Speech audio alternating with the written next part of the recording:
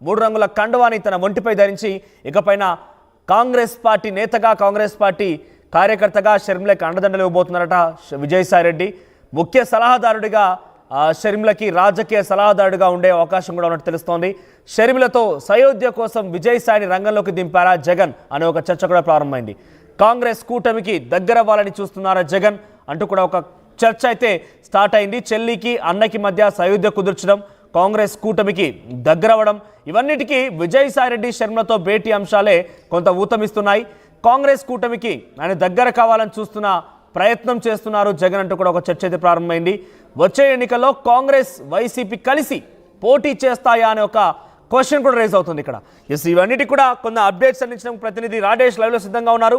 Rajesh, YS Sharmila Vijayasai Reddy భేటీని, రహస్య భేటీని ఎలా చూడాలి? దీనికి సంబంధించి అప్డేట్స్ ఏంటి?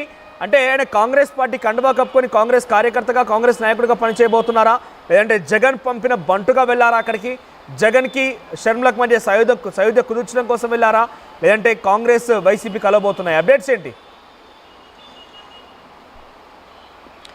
అంటే రకరకాల చర్చలు అయితే వస్తున్నాయి. షర్మిలతో విజయసాయిరెడ్డి భేటీ అవ్వడం వెనుకాల ఖచ్చితంగా రాజకీయ ప్రాధాన్యత ఉంటుంది, రాజకీయ అంశాలే వాళ్ళ మధ్య చర్చకు వచ్చాయనేది మనకు అందుతున్న సమాచారం. ఎందుకంటే ఎంత వ్యక్తిగత కుటుంబపరంగా సన్నిహితుడైనప్పటికీ రాజకీయంగా విజయసాయిరెడ్డి చాలా కీలకమైన వ్యక్తి.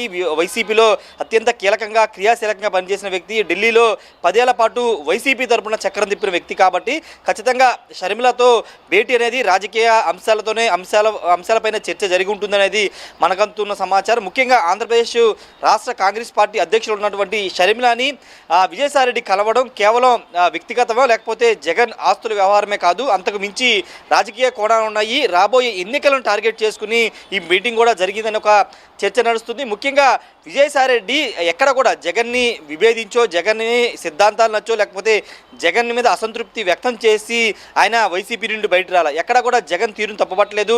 జగన్కి చెప్పే నేను బయటకు వచ్చాను, ఆయన కూడా సానుకూలంగా స్పందించి అంటే ఎలాంటి అభ్యంతరాలు చెప్పలేదంటూ విజయసాయిరెడ్డి చెప్పుకొచ్చిన నేపథ్యంలో ఇప్పుడు సడన్గా షర్మిలతో ఎందుకు భేటీ అవ్వాల్సి వచ్చిందని ఒక చర్చ రాజకీయ వర్గాల్లో జరుగుతుంది. కాంగ్రెస్ పార్టీ కండువాని విజయసాయిరెడ్డి కప్పుకోబోతున్నారా? ఆంధ్రప్రదేశ్లో కాంగ్రెస్ పార్టీని బలోపేతం చేసి 2029 ఎన్నికల నాటికి కాంగ్రెస్ వైసీపీ కలిసి ఇక్కడ పోటీకి వెళ్లాలనుకుంటున్నాయా అనే భావన కూడా, అనే చర్చ కూడా నడుస్తుంది.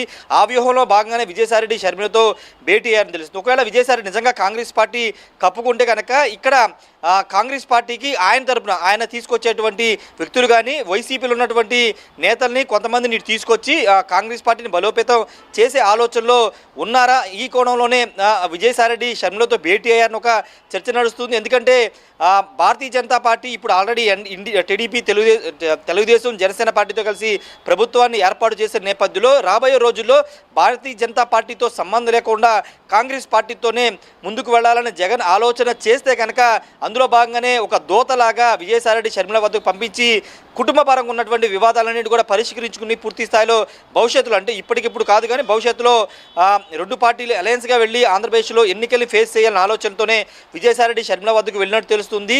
ఒకవేళ అదే జరిగితే కనుక పరిణామాలు కూడా మారే అవకాశం అయితే కనబడుతుంది. అయితే ఇక్కడ షర్మిల స్టాండ్ ఎలాగుంటుంది? ఒకవేళ విజయసాయిరెడ్డి ఆ ప్రపోజల్ పెట్టినట్లయితే కనుక షర్మిల స్టాండ్ ఎలా ఉంటుంది? ఎందుకంటే ఆమె చూసాము 2029-24 ఎన్నికల ముందు ఆమె ఏ విధంగా జగన్ మీద ఫైర్ అయ్యారో, జగన్ మీద ఎలాంటి విమర్శలు చేశారో మనం చూసాము. వివేకానంద రెడ్డి హత్య కేసుకు సంబంధించినటువంటి విషయంలో కానీ, కడప వెళ్ళి ఆమె మాట్లాడే తీరు కానీ, జగన్ని ఏ విధంగా జగన్ పైన ఏ విధమైన సంచలన ఆరోపణ చేసిందో చూసాం. కాబట్టి ఇలాంటి వ్యాఖ్యలు చేసి ఇంత గ్యాప్ వచ్చిన తర్వాత వీళ్ళిద్దరిని కలిపే అవకాశం ఉంటుందా? ఉన్న పాలిటిక్స్ అర్థం చేసుకున్నా కూడా షర్మిలకి జగన్కి మధ్య ఆస్తి వివాదాలు ఉన్నాయి, రాజకీయ విభేదాలు ఉన్నాయి, వ్యక్తిగతంగా కూడా కుటుంబంలో కొంత కలహాలు ఉన్నాయి, వారిద్దరు కలిసే ప్రసక్తే ఉండకపోవచ్చు. అందుకే ఒక రకంగా జగన్మోహన్ రెడ్డిని మొన్నిటివల ఎన్నికల్లో ఓడగొట్టడానికి షర్మిల వంతు పాత్ర కూడా షర్మిల పోషించారు. సో ఈ నేపథ్యంలో జగన్ షర్మిల కలుస్తారనేది ఒక వంతుగా పక్కన పెడితే వైఎస్ఆర్ కుటుంబానికి సాన్నిహిత్యంగా ఉన్నటువంటి విజయసాయిరెడ్డి జగన్తో కొన్ని రోజుల పాటు రాజకీయంగా తన జీవితాన్ని ప్రారంభించి కొనసాగించారు. ఆ తర్వాత తిరిగి ఇప్పుడు షర్మిలతో సెకండ్ ఇన్నింగ్స్ ప్రారంభించాలని ఒక ఆలోచనలో బహుశా ఉన్నారా? ఒకవేళ కాంగ్రెస్ పార్టీలో చేరాలనుకుంటే కనుక ఎప్పుడు చేరే అవకాశం ఉంది?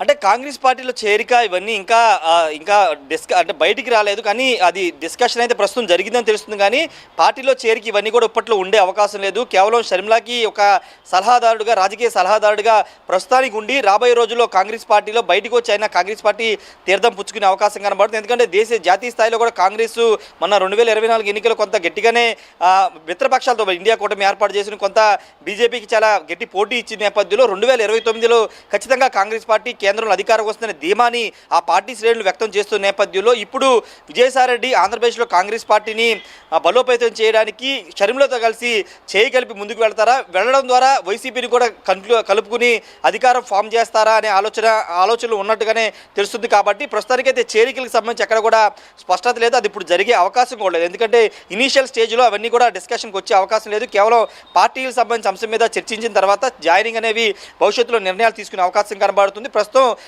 వైఎస్ షర్మిలకి బ్యాక్గ్రౌండ్కి ఒక బలమైన నేత ఎవరు లేరు, ఒక సలహాలు ఇచ్చే వ్యక్తి కానీ రాజకీయంగా సపోర్ట్గా నిలిచే వ్యక్తి ఎవరు లేరు. ఆ స్థానాన్ని భర్తీ చేసే పనిలో విజయసాయిరెడ్డి ఉన్నారు. కాబట్టి ఇప్పుడు షర్మిలతో భేటీ అయ్యి ఇప్పుడు ఫ్యూచర్లో రాజకీయ సలహాదారుడి పాత్ర పోషించినా కూడా ఏకంగా షర్మిల జగన్ పైన కూడా పోటీ చేస్తోంది, జగన్ పైన కూడా వ్యతిరేకంగా మాట్లాడుతుంది. అంటే విజయసాయిరెడ్డి నిన్నటి వరకు కూడా జగన్తో ఉన్న వ్యక్తే ఇప్పుడు షర్మిలతో కలిసి జగన్ పైన జంగసారి ఉండబోతున్నారా, జగన్కు వ్యతిరేకంగా పోరాడబోతున్నారా? ప్రభుత్వం లేకపోవచ్చు, కానీ పార్టీల పరంగా విభేదాలు అయితే ఉన్నాయి. సో జగన్ పైన కూడా షర్మిలతోని ఎంకరేజ్ చేసి జగన్ మీద వ్యాఖ్యలు చేయించడం కానివ్వండి, పోటీ చేయించడం కానివ్వండి, ఇంకా రకరకాలుగా ప్రయత్నం చేయబోతున్నారా, వ్యతిరేకంగా ఉండబోతున్నారా విజయసాయిరెడ్డి?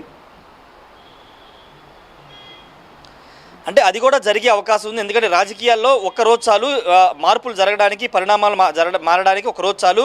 అంటే ఇప్పటి వరకు షర్మిల అటు చంద్రబాబుని, ఇప్పుడు జగన్ కూడా, అంటే 2019 నుంచి 2024 మధ్య జగన్ చేసిన పాలన ఇప్పటికి కూడా షర్మిల తప్పుపడుతూ ఉంటారు. పథకాల విషయంలో కానీ ఆయన తప్పుపడుతున్న నేపథ్యంలో ఒకవేళ విజయసాయిరెడ్డి షర్మిలతో కలిసి కాంగ్రెస్ పార్టీలో చేరినా, లేకపోతే సలహాదారుడు కూడా షర్మిల యథావిధిగానే ఇప్పుడు ఏ విధంగా ముందుకు వెళ్తున్నారు అదేవిధంగా జగన్ మీద విమర్శలు చేసే అవకాశం ఉంది. ఒకవేళ విమర్శలు చేయకుండా విజయసాయిరెడ్డి కలిసిన తర్వాత షర్మిల వైఖరిలో మార్పు వస్తే ఖచ్చితంగా అది ప్రజల్లో ఒక రాంగ్ ఇండికేషన్ వెళ్తుంది. కాబట్టి అలాంటి పని చేసే అవకాశం లేదు. కాబట్టి విజయసాయిరెడ్డి షర్మిలతో వెంట నడిచిన జగన్ మీద విమర్శలు ఎక్కడ కూడా తగ్గించే అవకాశం లేదు. అది ఒక స్ట్రాటజీగా ముందుకు వెళ్ళి ఎప్పుడు ఆ స్ట్రాటజీని ఎన్నికల ముందు బయట పెట్టడమో లేకపోతే ఎన్నికల ముందు కలవడం అనే అంశాలు